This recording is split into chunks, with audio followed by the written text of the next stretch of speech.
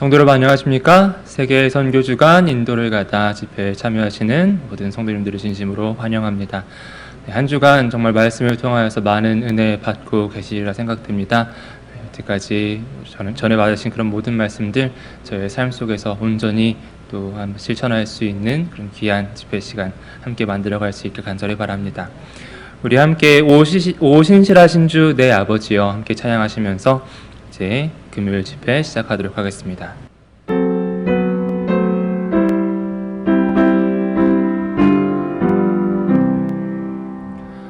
오 신실하신 주 내 아버지여 늘 함께 계시니 두려움 없네.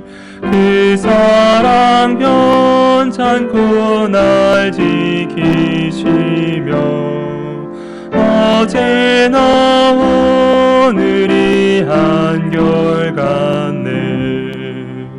오 신실하신 주, 오 신실하신 주, 날마다 자비를 베푸시며 일용할 모든 것 내려주시니 오 신실하신 주 나의 구주. 봄철과 또 여름 가을과 겨울 해와 달 별들도 다 주의 것 만물이 하나로 드러낸 증거 진실한 주 사랑 나타내네. 오 신실하신 주, 오 신실하신 주, 날마다 자비를 베푸시며 일용할 모든 것 내려주시니 오 신실하신 주 나의 구주. 내 죄를 사고하리 하시며 주 친히 오셔서 인도하네. 오늘의 힘 되고 내일의 소망 주만이만 복을 내리시네. 오 신실하신 주, 오 신실하신 주, 날마다 자비를 베푸시며 일용할 모든 것 내려주시니 오 신실하신 주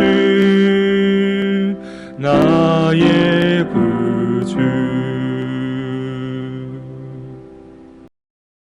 하늘에 계신 우리 아버지 하나님, 이렇게 세계 선교 주간을 선택해 주시고 우리에게 허락해 주셔서 온 북미주 지역안에 있는 믿음의 식구들이 함께 선교지 소식을 들을 수 있는 귀한 말씀 시간 주셔서 감사합니다. 아버지 하나님, 말씀을 전하시는 하나님의 귀하신 종에게 성령의 충만함으로 인도하여 주시고 또 말씀을 경청하는 저희들에게 말씀대로 살아갈 수 있는 믿음의 은혜를 더하여 주시옵소서. 아버지 하나님, 이 집회가 끝나기까지 성령님의 충만한 은혜를 주셔서 우리로 하여금 하나님 앞에 각성하여 기도하고 믿음으로 설 수 있도록 하여 주시옵소서. 이 질병으로 어려움을 당하는 모든 성도들과 이웃들을 또 살펴주시고 이런 때에 하나님을 더욱 찾고 믿음으로 살아갈 수 있는 저희 모든 믿음의 식구들 되도록 도와주시고 인도하여 주시옵소서. 이 집회가 시작하는 시간입니다. 마칠 때까지 우리 하나님의 성령의 충만함으로 북미주 지회관에 있는 모든 믿음의 식구들과 세계적으로 선교사업에 충성하는 하나님의 종들에게 능력의 능력을 더하여 주셔서 모든 것 주 안에서 승리하도록 도와주시옵소서. 그렇게 인도하시고 도와주시고 사랑해 주실 예수님 거룩하신 이름으로 기도드립니다. 아멘.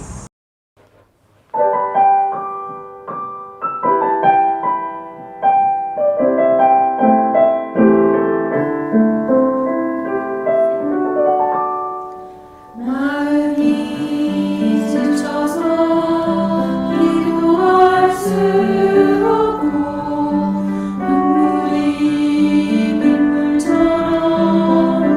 흘러낼 때 주님은 우리 연약함을 아시고 사랑으로 인도하시네. 누군가 널 위하여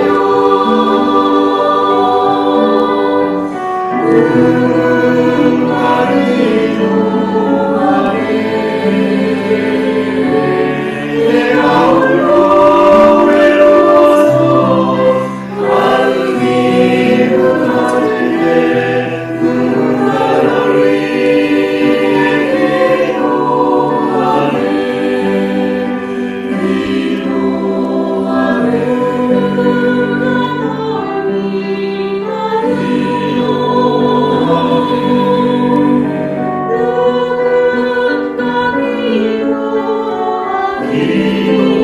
기도하네. 내가 홀로 외로워서 마음이 무너질 때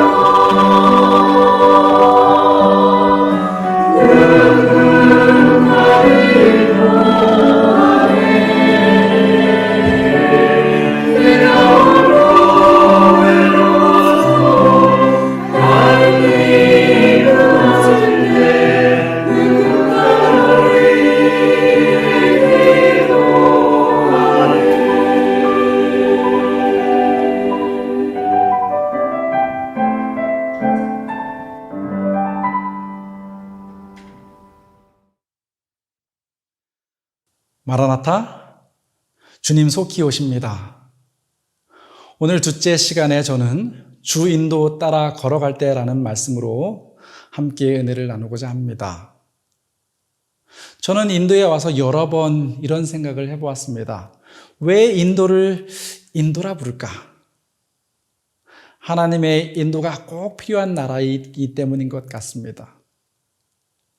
하나님의 인도하심이 없이는 한순간도 살 수 없는 나라이기 때문인 것 같습니다. 주 인도 따라 걸어갈 때 그 길은 평탄하지만은 않은 것 같습니다. 오히려 더 생각지 못한 많은 어려움에 부딪히는 것 같습니다.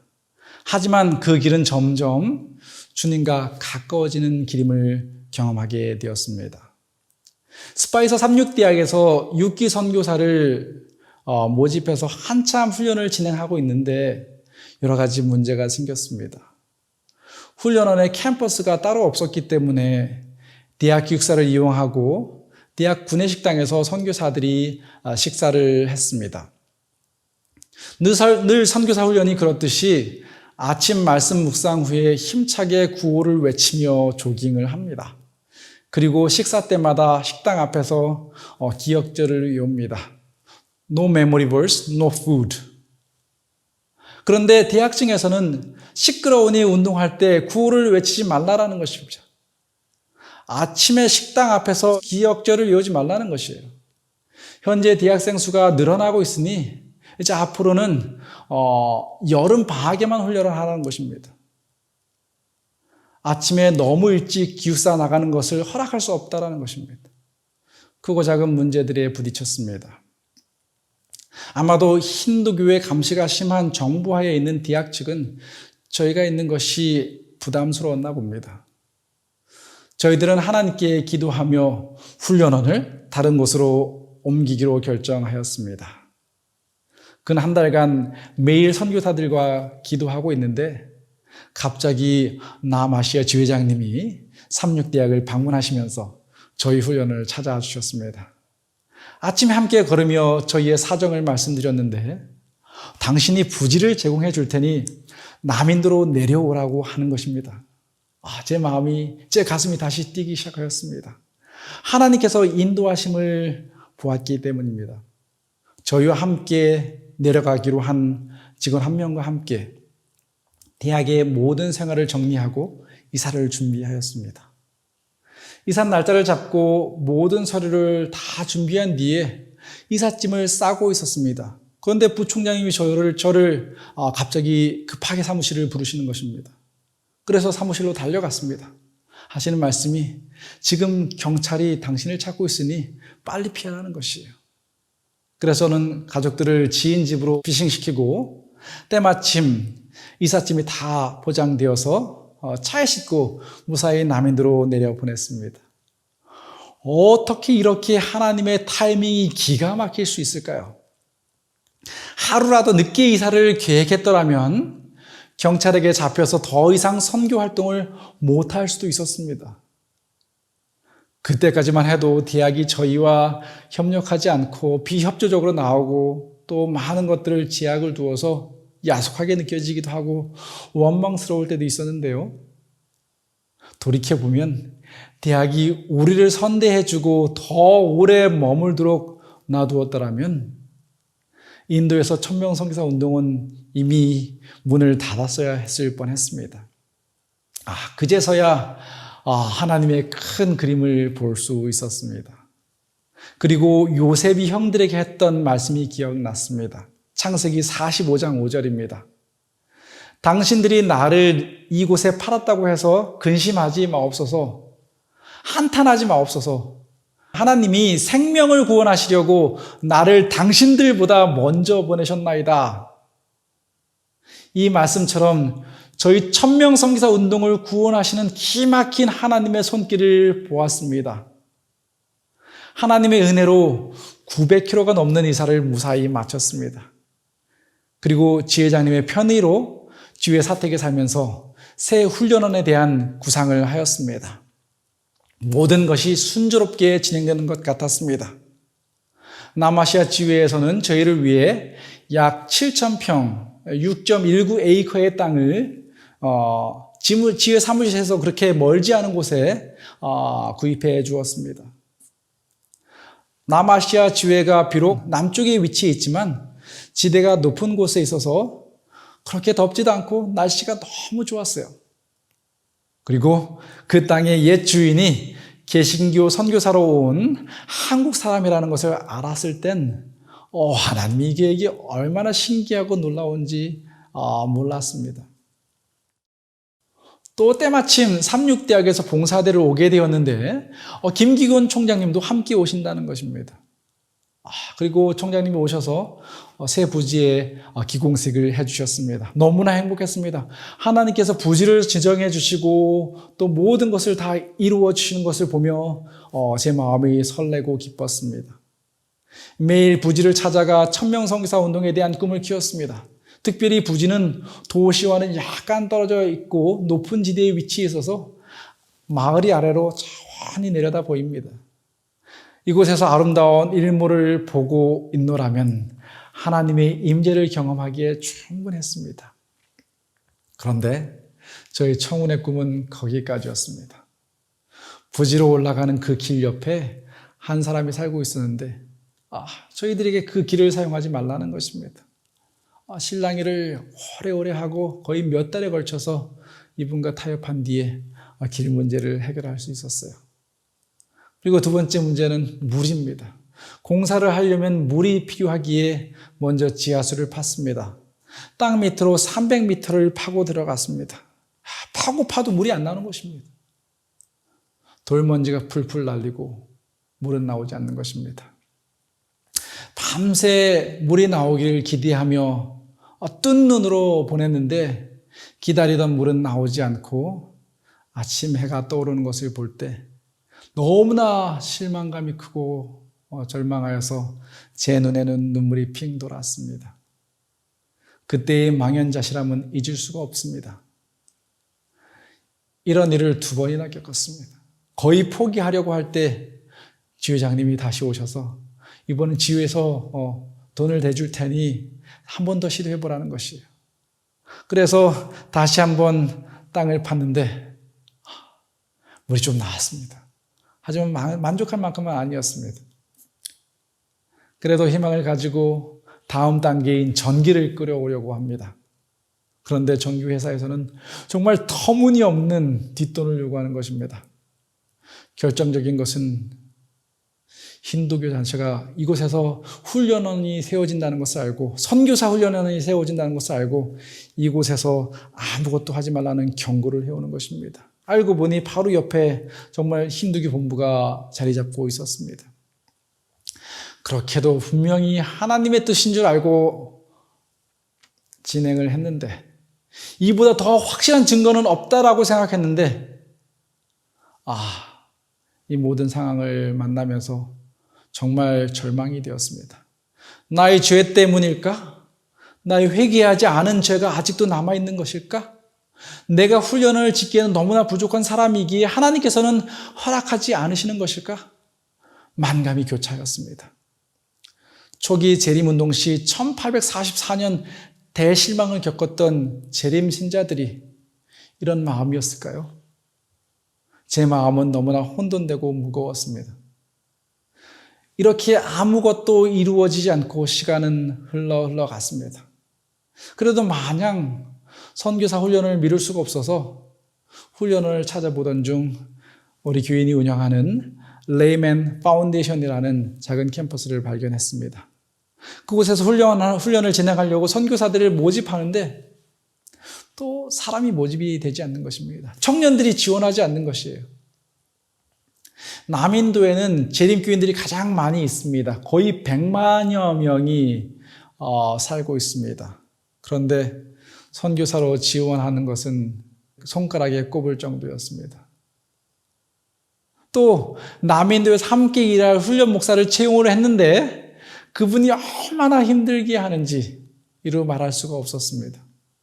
이 모든 것을 함께 겪은 제 아내는 엎친 데 덮친 격으로 우울증에 걸려버렸어요. 설거지하면서도 울고 밥 먹다가도 울고 빨래하다가도 울고 아무튼 온 가족이 거의 점점 지쳐갔습니다.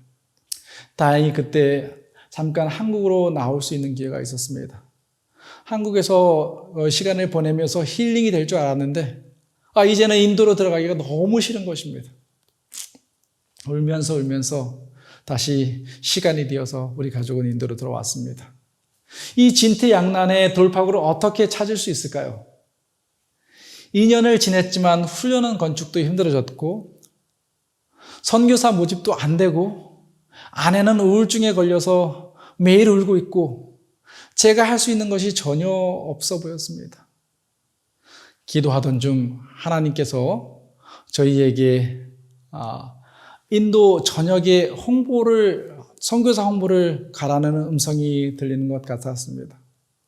아직 아이들이 어려서 학교를 가지 않았기에 저는 온 가족이 이 홍보 여행에 함께 참여하기를 원했습니다. 그런데 우울증에 걸린 아내가 쉽게 따라올 리가 있겠습니까? 그래도 아내를 혼자 놔두고 가는 것은 아닐 것 같아 가기 전날 밤까지도 실랑이를 하며 계속 아내를 설득하였습니다. 그래도 가기 싫다는 것입니다. 근데 감사한 것은 그 다음날 일어나 봤더니 아내가 짐을 싸고 있는 것입니다. 아내가 아침에 이 홍보 여행에 함께 따라 나설 수 있었습니다. 차로 남인도를 한 바퀴를 도는 일정, 약 5,000km가 넘는 그 여행 일정을 잡았습니다. 아이들을 위해서는 차 뒤편에 합판으로 침대를 만들고 직원 둘과 저희 식구는 차를 타고 인도를 돌기 시작했습니다. 그런데 이 홍보 여행을 하면서 아내가 조금씩 회복되기 시작하였습니다. 아내는 때론 간증도 나누고 사명이라는 노래를 눈물을 흘리며 플룻으로 호상을 연주했습니다. 근 2주간 매일 차로 10시간 때로는 20시간씩 타고 이동해야 하는 힘든 여행이었습니다. 교회를 방문하고 학교를 방문하며 천명 선교사 운동을 홍보할 때 새벽 이슬 같은 청년들이 일어나는 것을 본 것입니다. 이 모습을 보며 우리는 인도 천명 선교사 운동의 희망을 본 것입니다. 2013년 그해 여름 훈련은 좋은 청년도 오고 상황이 좀 더 나아져서 재미있게 진행할 수 있었습니다. 훈련 기간 도중 한국에서 봉사대 팀이 온다는 얘기를 들었습니다. 마하라스트라주에 있는 라살가온 삼육학교로 봉사지를 정하고 저희들은 그곳에서 우리 선교사들에게 학교 선교 실습, 캠퍼스 선교 실습을 하기로 계획하였습니다. 그곳까지 이동하기 위해서는 약 30시간을 가야 하는 거리입니다. 그런데 이 기차를 타고 이동하던 중 집에서 아내에게서 전화가 왔습니다. 경찰이 자기를 쫓고 있다는 것입니다. 저희는 벵갈루루라는 시내에 비자를 받기 위해서 그곳에 주소지를 두고 그곳에 바로 옆에 위치한 호술 지회 캠퍼스가 있는 사택에서 살고 있었습니다. 보통이면 아무 문제가 없어야 하는데 그때 한국인들 중에서 KBS 뉴스에 나올 만큼 큰 문제가 생겼어요. 고아원을 운영하시는 한 선교사님이 현지인의 모함으로 계속 쫓기고 있는 상황이었고 이분을 찾기 위해서 인도 경찰은 모든 한국인들 주소를 찾아다니며 전수조사를 하고 있었던 것입니다. 그 가운데 저희 가족에게도 불똥이 튄 것입니다. 머리가 복잡해졌습니다. 이미 한참 떨어져 있는 기차는 계속해서 멀리 떠나고 있었습니다. 이 가운데 제가 할 수 있는 것은 아무것도 없어 보였습니다. 주회장님과 벵갈루루에 아는 지인들을 동원하고 또 방법을 찾기 위해서 여러 가지로 노력했지만 한국으로 돌아가는 방법 외에는 아무 다른 방법이 없음을 보았습니다. 제가 탄 기차는 점점 집에서 멀리 달려가고 있습니다. 정말 이때는 하나님 이제는 어떻게 하라는 말씀입니까? 제가 할 수 있는 것이 전혀 없습니다. 선교사들을 데리고 선교 실습을 떠나는 제 마음은 너무나 복잡하고 어지러웠습니다. 그런데 기차 안에 있던 한 낯선 사람이 저희를 유심히 보고 있더니 기독교인이라고 물어왔습니다. 이 상황에 저는 아무 말도 하지 못했어요. 실은 인도에서 외부적으로 기독교인인 것도 또 선교사인 것도 숨기고 살았기 때문입니다. 그런데 함께 타고 가던 선교사들은 얼마나 열정이 넘치는지 아무 생각 없이 차에서 찬양도 하고 성경 이야기도 합니다. 이것을 보고 있던 사람들은 당연히 단번에 우리가 기독교인인 것을 알아본 것입니다. 선교사들은 그분에게 우리가 기독교인이고 또 제가 목사라고 소개해버린 것입니다. 아차 싶었습니다. 마음을 조마조마했는데 다행히 그분도 기독교인이라고 이야기하는 것입니다. 조금은 안심이 되었어요. 그런데 그분이 제가 목사인 것을 알고 자기랑 어디를 같이 가자라고 하는 겁니다. 그분과 같이 가야 하나 말아야 하나 처음에는 많이 망설여졌습니다. 정말 이 사람이 기독교인일까? 아니면 사복을 한 경찰일까? 그래도 안 갈 수가 없어서 기도하는 마음으로 한참이나 앞에 있는 기차칸으로 갔습니다. 그곳에 가보니 한 여인이 힘들게 숨을 쉬고 있었어요. 얘기를 들어보니 이 여인이 숨도 잘 못 쉬고 위독한 상황이라서 목사인 저에게 기도를 부탁한 것입니다. 참 제가 봐도 대책이 없어 보였습니다. 그냥 빨리 기차에서 내려서 병원에 가야 될 상황인데 왜 이러고 있는지 참 답답했습니다. 이미 제 심경은 복잡해 있었고 또 마음의 여유가 없어서 이분을 위해 짧게 기도하고 무사하기를 기도하고 저는 침대로 돌아왔습니다. 그런데 이제 잠잘 시간이 다 되어 가는데 다시 저를 그곳에 같이 가자는 것입니다. 마음이 약간 부담이 되었어요. 그땐 청년들을 데리고 이 아주머니가 있는 침대 칸으로 갔습니다. 아주머니를 살펴보니 제가 기도할 때보다 더 상황이 안 좋아 보였습니다. 이번에는 인도의 기독교 풍습인 이마에 기름을 바르고 아줌마를 위해서 기도해 달라는 것입니다. 저는 간절한 마음으로 그 아줌마 이마에 기름을 바르고 기도를 했습니다. 제 침대로 다시 돌아와서 하나님께 다시 무릎을 꿇었습니다. 그때는 더 이상 제 문제가 그리 커 보이지 않았습니다. 대신 하나님께 드린 기도는 이 선교사 훈련생들을 데리고 선교 실습을 떠나는데 이들이 하나님께서 기도를 들으시는 분이라는 것을 경험해야 되지 않겠습니까? 목사가 기도했는데, 훈련 원장이 기도했는데 하나님께서 듣지 않으시면 얼마나 실망하겠습니까? 당신의 선교사들을 봐서라도 이 아주머니가 좀 괜찮아지도록 도와주십시오. 하나님께 떼쓰듯 기도하고 잠자리에 누웠습니다. 다음날 아침에 저는 눈이 일찍 깨졌습니다. 저는 그 아주머니가 걱정되었지만 그분이 어떤지는 다시 찾아가서 볼 용기가 없었습니다. 아침 말씀 묵상을 선교사들과 하고 있는데 이 아저씨가 또 저에게 와서 그 아줌마에게 다시 가자고 하는 것입니다. 와, 정말 망설여졌습니다. 우선 말씀 묵상 중이니 기다려달라고 해서 시간을 벌었지만 말씀 묵상이 끝나고 나서도 발걸음이 쉽게 옮겨지지 않는 것이에요. 그래도 기차에서 내리기 전에 한번 가보는 것이 도리인 것 같아서 선교사 훈련생들과 이 아주머니를 찾아갔습니다. 그런데요, 이 아주머니가 앉아있는 것입니다. 금방이라도 돌아가실 것만 같았던 분이 아무 일이 없었던 것처럼 건강하게 앉아 계셨습니다. 할렐루야. 기분이 너무나 좋았습니다. 그리고 그분의 가족들이 이야기하기를 목사님이 기도해 주신 뒤로 나아지기 시작했어요 라고 하는 것이에요. 하나님께 다시 무릎을 꿇고 기도드렸습니다. 하나님 감사합니다.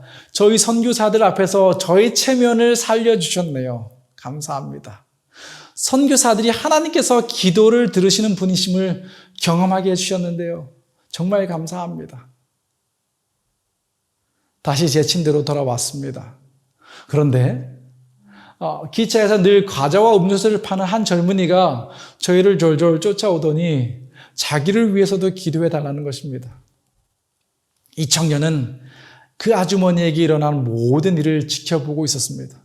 그리고 자기가 몇 년 전부터 머리가 계속 아파왔는데 자기를 위해서도 기도해주면 낫겠다는 것이에요. 그래서 저는 바로 이 청년의 머리에 손을 얹고 하나님께 기도를 드렸습니다. 기도가 끝나자마자 이 청년이 이야기하기를 이제 머리가 안 아파요. 머리가 나았어요. 라는 것이에요. 이 청년도 너무나 기분이 좋아서 저에게 과자와 음료수를 주려고 하는 것입니다. 제가 어떻게 그것을 공짜로 받을 수 있겠습니까? 하나님께서 다 해주신 일인데요. 와, 참 좋으신 하나님, 우리 선교사 훈련생들과 저는 신기하고 가슴이 벅차올라서 한동안 말을 잇지 못했어요. 그 경험은 저와 함께했던 선교사들과 또 저에게 엄청난 경험으로 남아 있습니다. 그리고 9주 캠퍼스 선교 실습을 하는 동안에도 귀신이 한 학생에게 들어갔어요. 또 그 귀신을 내쫓아 주시는 하나님의 능력을 경험할 수 있었습니다. 그 뒤로도 이 가판한 청년은 우리 선교사들이 같은 기차를 타고 여행할 때마다 만나게 됩니다. 그리고 이 선교사들에게 어려울 때 큰 힘이 되어 주었다는 간증을 선교사들을 통해서 들을 수도 있었습니다. 주 인도 따라 걸어갈 때 참으로 어려운 일도 많이 생기고 힘든 일도 많이 만나는 것 같습니다. 하지만 그 어려움 속에서 더욱 하나님과 가까워짐을 경험합니다.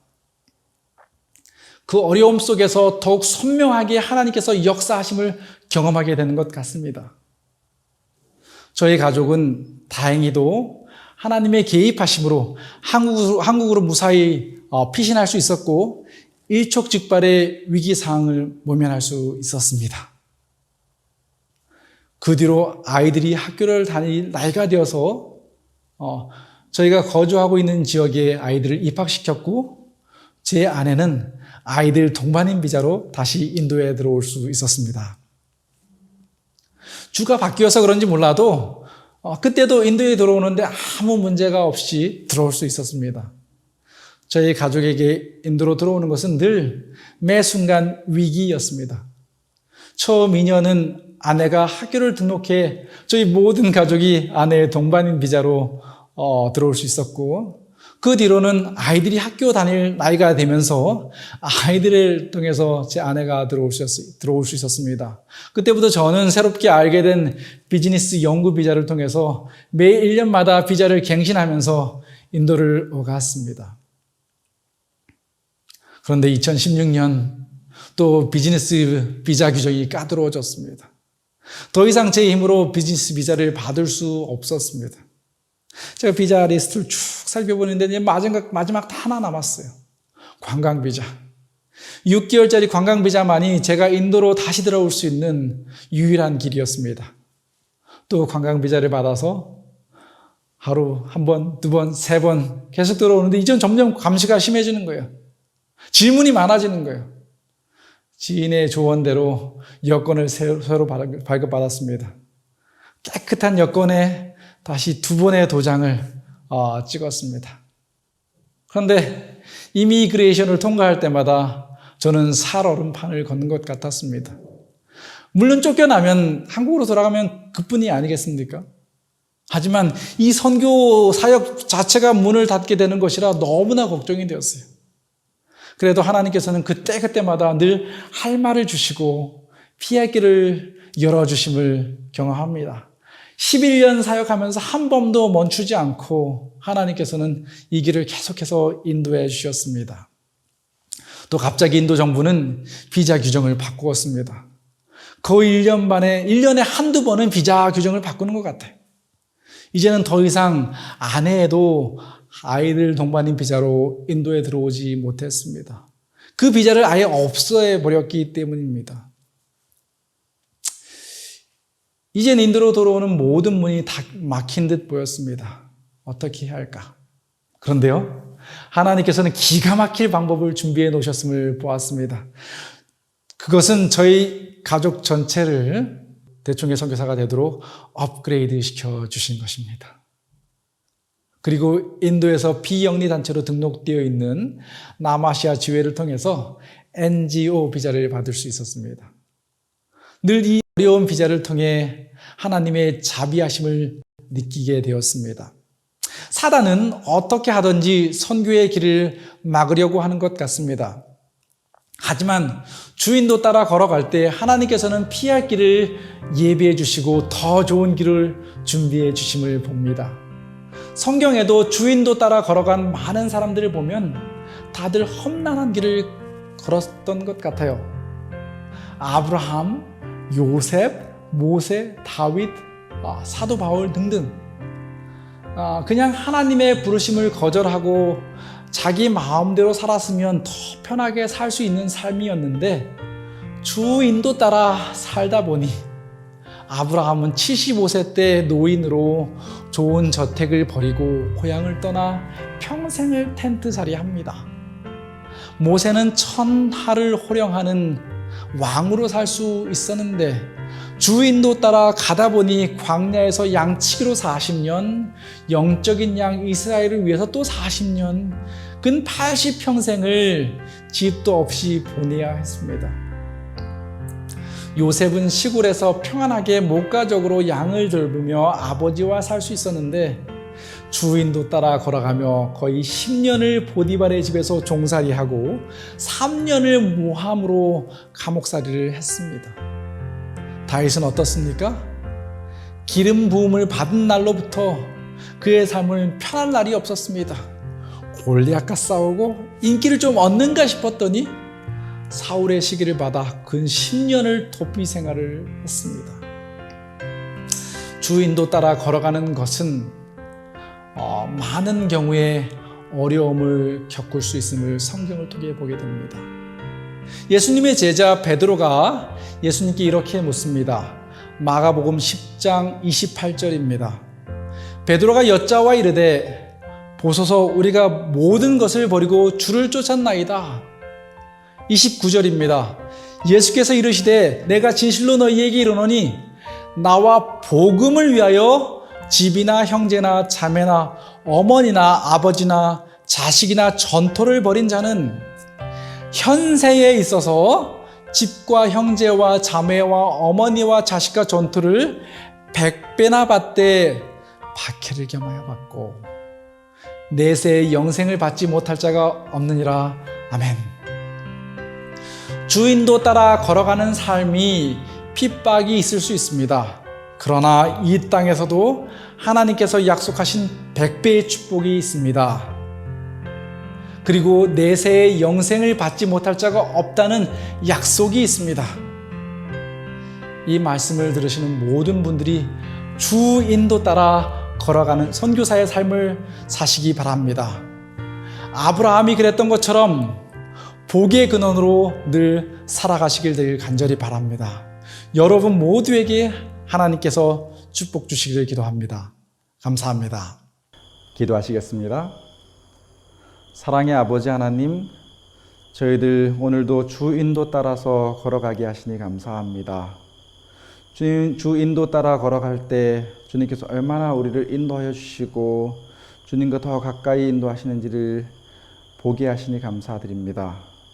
저희들 삶에 많은 어려움과 문제들과 시험들이 있지만 늘 그 길이 주님의 길일진데 따라갈 수 있도록 인도하여 주시고 주 인도 따라 걸어갈 때 더욱더 주님과 가까워지는 삶이 되시도록 인도하여 주시옵소서. 이 집회에 참석하는 모든 분들의 하늘의 귀한 축복을 내려주시옵기를 사랑 많으신 예수님의 이름으로 기도드립니다. 아멘.